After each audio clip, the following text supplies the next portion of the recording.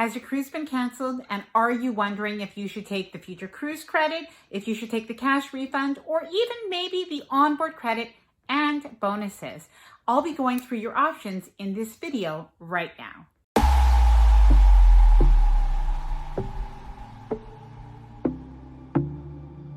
Hi there, I'm Ilana from the website and blog Life Well Cruised, and today what I'm going to be talking about is refunds, onboard credits, future cruise credits, the options that you have basically if your cruise has been canceled by the cruise line. Now, of course, as we all know, cruises have been on a pause now since mid-March.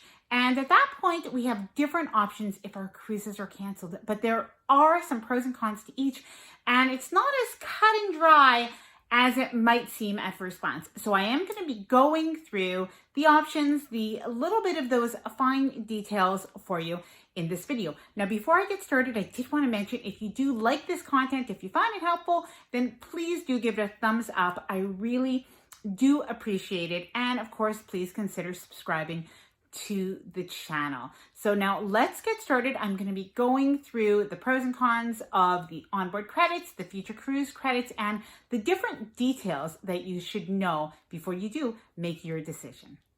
So this is what we know so far.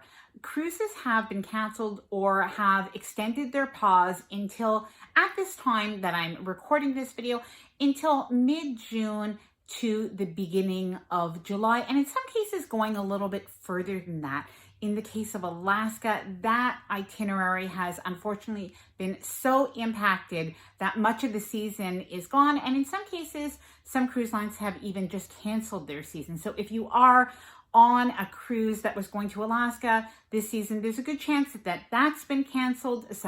Many Europe sailings, and of course, just sailings in general. And we don't know if this pause is going to continue past mid-June to July. It may continue, or the cruise lines may be able to get back. That really is a sort of world health situation and travel situation that the cruise lines are going to be working through. But for now, we can only deal with the information that we have. And if your cruise has been canceled by the cruise line, they are giving passengers a couple of options. So option one is that you can actually take a future cruise credit, and that future cruise credit is, on the most part, it's 125%. So what this means is that if your cruise was $1,000 per person, the future cruise credit is going to be $1,250 a person. So it's kind of simple, but that's basically how the future cruise credit works, versus the refund, which is actually just the amount that you've paid, and that is refunded to you. Now, I should mention, in the case of taxes and port fees, that those are refunded to you either way. So we're really talking about the amount that you've paid, that is like your cruise fare. But there are some details beyond that, and that's really what I'm going to be going through, just so that you can evaluate for yourself what is the best thing that you can do. Now, so just something to mention is, when it comes to the future cruise credit, the nice thing about that is it's kind of, if you do like that option, it is the default option. So automatically, you don't really have to do anything in most cases. It's just going to default to a future cruise credit. So this can be something that's quite good, versus the refund that you actually do have to complete a form that will either come to you through an email from the cruise line, or you can actually just go on the website and you can do this. It's also actually pretty simple, but you do have to do something. So let's go through, first of all, the future cruise credit and what this entails. So there are some pros to taking the future cruise credit. One is that you are getting an additional amount of money, which is great. The second thing is that perhaps you really like the cruise line that you were already sailing with, so you'll want to continue to sail with them and you want to continue to support them. And that's something really good as well. And of course, if you have that additional money, that 125%, that can allow you to upgrade your cabin, to maybe choose a different itinerary that's more expensive, or even to offset the cost of cruises, because we are noticing that for 2021 and beyond, the price of cruises, at least right now, is somewhat higher than last year. Now, will this change? Will it balance out lower once the cruise lines really open up sailing again, and Will that change the pricing? It is possible. We don't know that. But right now we do see that the prices are a little bit more expensive. So you would be able to use that 125% to offset that cost, which is really good. Something though that is a bit of a con to the future cruise credit, and I did want to mention it, is that 125%, that future cruise credit is per passenger. So if you are sailing with and plan to sail with the same person or people that you were already booked with on your next projected cruise, then that's great. That will work out fine. But if you are not sure that you will, that amount stays with the person. So for instance, to give you an example, in my case, we often cruise, my husband, Frank, and my son, Ethan, and we often cruise together. So if we were booked on a cruise and it was canceled and we chose the future cruise credit, we would get back 125% of what I paid. Let's say I was the first passenger, 125% of what my husband paid, and then 125% of the third passenger. And perhaps he was sailing at a reduced rate, whatever that is. So that amount.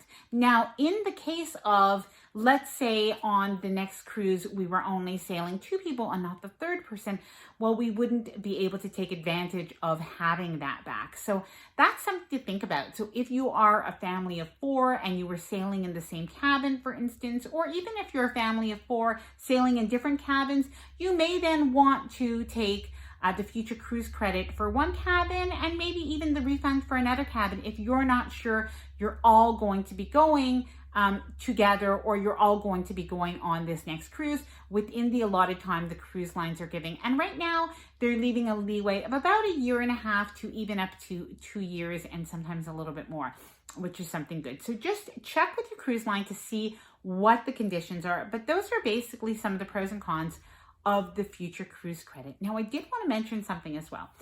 Carnival Cruise Line, rather than having a future cruise credit the way a lot of the cruise lines are offering, is they're offering something a little different, and it's an onboard credit. So instead of the future cruise credit, if you have a sailing that is 5 nights or less, you will be getting a $300 onboard credit. And if you have a sailing that is 6 nights or more, you will be getting a $600 onboard credit. So, and that is really for the cabin rather than per person. So that's just something to know.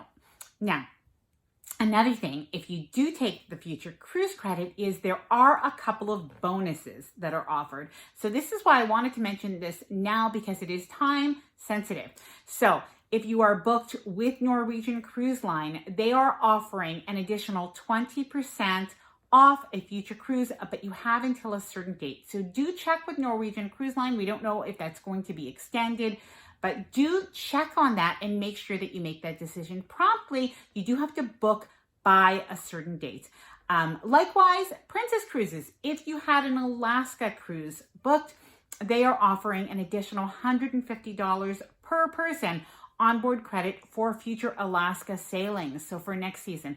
So definitely look into that because it's time sensitive. It is a promotion that has a certain time span, so check into that. And of course, we don't know if other cruise lines are going to be offering different promotions that are available for people that have those future cruise credits. So always keep an eye on those promotions. Now, the cash credit, the pros and cons of that. Of course, the pro is that if you need the money, if you prefer to have the cash with you, then that obviously is a very good reason to ask for the cash refund. Of course, it is a difficult time for a lot of people. There's a lot of uncertainty for people's jobs or different vacation time, things like that. It's a bit of an uncertain time. So it's completely understandable if you feel that you'd prefer to have the cash refund. But something to keep in mind is that cruise lines, because of the sheer volume of requests that they have, of transactions they have, rather than a typical 10 business day cycle that they usually would have had for refunds, they are now running refunds were taking about 30 days, and then they've gone to 60 days to, in some cases, 90 days. So if you need that cash refund now, that won't be coming to you now. It'll be 30, 60, possibly 90 days. So do find out about that and then make the decision accordingly. Now, why else might you want the cash refund? Well, if you'd rather have flexibility, if you'd like to take advantage of any future sales promotions with different cruise lines and not be tied up with the same cruise line, that's another reason to take the cash refund. So that is really something individual. These are personal decisions that you'll want to make, but I did want to let you know about them. What do you think? Do you think that it's better to take the cash refund? I know that I've heard some people mention that they're concerned about what will happen, when will cruises sail again, and they just want to have those options open. And other people, of course, are saying taking a future cruise credit and even booking a cruise into next year is giving them hope, knowing that something is booked for the future and even taken care of is actually a great way to feel about this. So let me know what you think. I do also want to mention that I have another video that's all about the cruise health guidelines, what we can expect in the future when we get back to cruising. So I will leave that just above as well as in the description below. So take a look at that and let me know what you think. I'm really looking forward to getting back to cruising. I know it's a while away, but all of the news and the information is really kind of making me feel at least positive to know that cruising is on the horizon. But I'd love to hear from you. Now, if you do like this video, please do give it a thumbs up. It actually really helps me to grow my channel, and I certainly do appreciate that. As well, please consider subscribing to the channel as well. Thank you so much. And I am on Instagram, I am on Facebook, and I'd love to connect with you there at Life Well Cruised. Thanks for watching.